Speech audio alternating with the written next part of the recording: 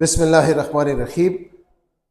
अस्सलामुअलैकुम dear students, specially second year students. हमने chapter number 15 start किया हुआ है सेकेंड ईयर का, अल्टरनेटिंग करंट, जिसमें आज हम डिस्कस करेंगे एक छोटा सा नन्ना सा टॉपिक है जो कि हमारे पास है, maximum power transfer theorem. Conceptual question के लिहाज से इंपॉर्टेंट है, आपसे पूछा जा सकता है, एमसीक्यू के लिहाज से भी इंपॉर्टेंट है। इस टॉपिक को पहले ऑलरेडी हमने पढ़ा भी है प्रीवियस चैप्टर्स में, लेकिन वो हमारे पास प्योर डीसी करंट के लिए था और ये हम एसी करंट के लिए पढ़ेंगे। लेकिन चलो दोनों के लिए डिस्कस कर लेंगे। टॉपिक है मैक्सिमम पावर ट्रांसफर थ्योरम। अगर हमारे पास एक सोर्स हमने लगाया हुआ है, चाहे वो एसी सोर्स है चाहे वो डीसी सोर्स है, और उसके साथ हमने एक लोड अटैच किया हुआ है, लोड रेजिस्टर अटैच किया हुआ है, सो उस लोड रेजिस्टर को मैक्सिमम पावर कब मिलेगा, वो कब मैक्सिमम पावर को डिसिपेट कर सकता है, कब मैक्सिमम पावर ले सकता है सप्लाई से। सो इधर हमने डिफाइन किया हुआ है कि this theorem state that to transfer maximum power from a source to a circuit, no the load impedance should be match the source impedance. Students याद रखें, इससे पहले हमने कहा था कि अगर फॉर एग्जांपल लेट सपोज ये हमारे पास एक क्लोज सर्किट है जिसमें हमने एक लोड रेजिस्टर लगाया हुआ है और यहां पर हमने एक बैटरी लगाई हुई है। बैटरी का अपना इंटरनल रेजिस्टेंस आर आई है। लेट सपोज जैसे हम सर्किट को क्लोज करते हैं, know the current will be flow. Current students क्या करेगा, फ्लो करेगा, I current will be flow. Let's suppose this is positive, this is negative, so the I current will be flow. Circuit में जो current flow करेगा वो I current flow करेगा। अगर देखा जाए जो पावर डिसिपेशन है, यहां पर जो पावर डिसिपेशन होगा, the power dissipation is equal to I square into R। What is R? Load resistance. यहां पर अगर देखा जाए जो इंटरनल बैटरी के अंदर जो स्मॉल रेजिस्टेंस है उसके थ्रू जो पावर डिसिपेट होगा वो हम लिख लेते हैं कि चलो power P is equal to internally जो पावर डिसिपेट होता है वो होगा I square into R I। अब अगर देखा जाए स्टूडेंट्स दोनों सीरीज में है, सो सीरीज में जो है करंट सेम होता है। इसका मतलब है the power dissipation depend upon the load resistance, the power dissipation depend upon the internal resistance of the supply. For example let suppose हम कहते हैं कि इसका जो रेजिस्टेंस है वो है 100 ओहम और इसका जो रेजिस्टेंस है वो है 50 ओहम। अब अगर देखा जाए इसका जो इंटरनल रेजिस्टेंस है इस सेल का वो हमने 50 ओहम लिया और लोड रेजिस्टर का रेजिस्टेंस 100 ओहम लिया। सो इसके थ्रू मोर पावर डिसिपेट होगा और मोर पावर डिसिपेशन के थ्रू मोर अगर देखा जाए हीट प्रोड्यूस होगा, जिसकी वजह से अगर देखा जाए दोनों सीरीज में इसकी हीट की वजह से internal resistance of the source जो होगा, बैटरी जो होगी, उसका भी अगर देखा जाए जो पावर डिसिपेशन होगा वो क्या बन जाएगा, मैक्सिमम। इसका मतलब है कि the efficiency will be less than 50%। इसकी हीट अप की वजह से internal resistance of the supply या सोर्स ये भी हीट अप हो जाएगा, जिसकी वजह से ये मैक्सिमम पावर को डिसिपेट नहीं कर सकेगा। हाँ, अगर हम इस रेजिस्टेंस को कम ले ले और इस रेजिस्टेंस को ज्यादा ले ले तो भी हमारे पास अगर देखा जाए inside the supply more power will be dissipate. So if more power dissipate, so the maximum output power will be small. एक ही सिचुएशन है और वो एक सिचुएशन क्या है, if the load resistor become equal to the internal resistance of the source, then the maximum output power will be taken from the source and that will be dissipate। अब ये तो हम बात कर रहे हैं किस चीज की, डीसी की। अगर स्टूडेंट्स हम बात करें एसी की, लेट सपोज अगर हम बात करें एसी की, तो एसी केस में स्टूडेंट्स हम क्या लेते हैं, इंपेडेंस लेते हैं। एसी के केस में ये हमारे पास लेट सपोज एसी सोर्स है। एसी सोर्स से मुराद एसी जनरेटर, और ये स्टूडेंट्स हमारे पास अगर देखा जाए ये हमारे पास स्टूडेंट्स ये हमारे पास है रेजिस्टेंस ऑफ लोड। अब अगर for example let's suppose students, ये हमने जो है क्या लिया हुआ है, एक एसी जनरेटर लिया हुआ है। ये जो एसी जनरेटर है, अगर देखा जाए इसका जो इम्पीडेंस होगा, इम्पीडेंस जिसको डिनोट किया जाता है Z से, impedance of generator become equal to the impedance of the load. अगर for example impedance of generator become equal to the impedance of load, then the power will be maximum. Maximum output power will be taken from the source. Source से maximum output power जो है हमें मिलेगा। ये एक ही situation है। जब भी impedance of the generator become equal to the impedance, क्योंकि AC के केस में हम impedance लेते हैं, impedance of the generator become equal to the impedance of load, then the power will be maximum. Maximum power will be taken from the source, from the generator, and the maximum power will be dissipated by resistor. Similarly, अगर हम यहां पर students एक graph बनाए between power and impedance, power और impedance के दरमियान अगर हम यहां पर एक ग्राफ बनाए, let's suppose this is resistance of load या this is impedance of load, और यहां पर y axis पर हम पावर लेते हैं। so this is the graph। याद रखें, ये हमारे पास maximum, this is a maximum current या मैक्सिमम पावर, ये क्या कहलाता है, मैक्सिमम पावर कहलाता है। जब भी हमारे पास Z बराबर हो जाए किस चीज के, ZG बराबर हो जाए किस चीज के, ZL के बराबर, when ZG become equal to ZL, जब भी हमारे पास impedance of generator become equal to the impedance of load, then the power will be maximum. Maximum output power will be taken from the source and maximum power will be dissipated by a source. So ये हमारे पास एक छोटा सा theorem है जो कि हमने discuss किया स्टूडेंट्स।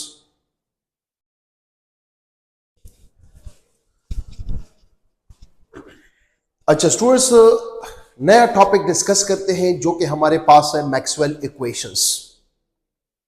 मोस्ट इंपॉर्टेंट टॉपिक है इस चैप्टर का, लॉन्ग क्वेश्चन के लिहाज से भी स्टूडेंट्स इंपॉर्टेंट है। मैक्सवेल के जो 4 इक्वेशंस है उसमें आज हम, बल्कि एफएससी के कोर्स में हमारे पास 2 इक्वेशंस एफएससी में पढ़ेंगे और जो बाकी 2 इक्वेशन है वो हायर लेवल पे हम फिर जो है इंशाल्लाह बीएस लेवल पे पढ़ेंगे। Maxwell combine 4 basic laws of electricity and magnetism which are Coulomb's law, Gauss's law, Ampere law and Faraday law, and he found 4 equations which are called Maxwell equation. Maxwell ने actually electricity और magnetism को आपस में correlate किया और एक नया subject बनाया which is called electromagnetism. Maxwell ने Faraday law, Gauss's law, Ampere law और फैराडे लॉ को आपस में कोरिलेट किया, कंबाइन किया और एज ए रिजल्ट 4 इक्वेशंस बनाए। एक्चुअली इलेक्ट्रिसिटी और मैग्नेटिज्म को आपस में रिलेट करना चाहता है। वो कहता है कि change in electric field induced change in magnetic field, change in magnetic field induced change in electric field.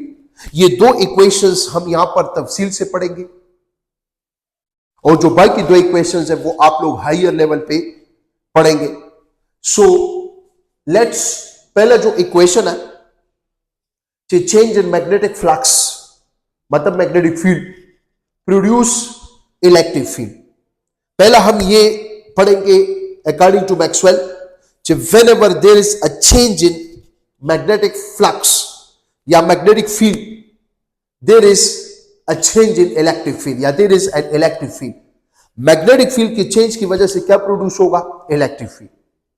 And when there is change in electric field produce magnetic field, जिसमें आज हम एक डिस्कस करते हैं कि जब भी इलेक्ट्रिक फील्ड मैग्नेटिक फील्ड में चेंज आएगा, सो एज अ रिजल्ट क्या प्रोड्यूस होगा? इलेक्ट्रिक फील्ड प्रोड्यूस होगा। Let's start. For example students, ये मैंने एक लूप लिया, this is a single loop, और इस सिंगल लूप को मैंने एक वेरिंग मैग्नेटिक फील्ड में रख लिया। जब इस सिंगल लूप को मैंने ऑर्थोगोनली वेरिंग मैग्नेटिक फील्ड में रख लिया, so change in magnetic field lines linkage with the loop means change in magnetic flux linkage with the loop.